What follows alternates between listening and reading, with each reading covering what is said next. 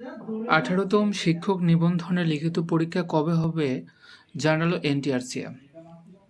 The daily ক্যাম্পাসের সূত্রে জানা যায়, 18তম শিক্ষক নিবন্ধনের প্রিলিমিনারি পরীক্ষার ওএমআর শিট মূল্যায়নের কাজ শেষ হয়েছে।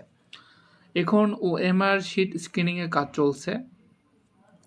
দ্রুত সময়ের মধ্যে প্রিলিমিনারি পরীক্ষার ফল প্রকাশ শেষে জুলাই মাসে লিখিত পরীক্ষা আয়োজন করতে চায় বেসরকারি শিক্ষক নিবন্ধন ও প্রত্যয়ন কর্তৃপক্ষ এনটিআরসিএ। এনটিআরসিএর একটি সূত্র দ্য ডেইলি ক্যাম্পাসকে জানিয়েছে, আসন্ন ঈদের পর 18তম নিবন্ধনের লিখিত পরীক্ষা আয়োজন করা হবে। প্রিলিমিনারি পরীক্ষার ফল প্রকাশের পর দ্রুত লিখিত পরীক্ষার তারিখ প্রার্থীদের জানিয়ে দেওয়া হবে।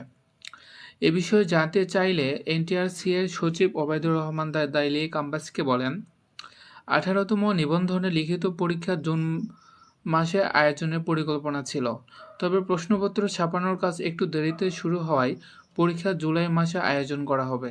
পরীক্ষার সুনির্দিষ্ট সময় জানতে চাইলে তিনি আরও বলেন, পরীক্ষার তারিখ এখনও চূড়ান্ত হয়নি, তবে জুলাই মাসের মাঝামাঝি অথবা শেষ দিকে লিখিত পরীক্ষা আয়োজন করা হতে পারে।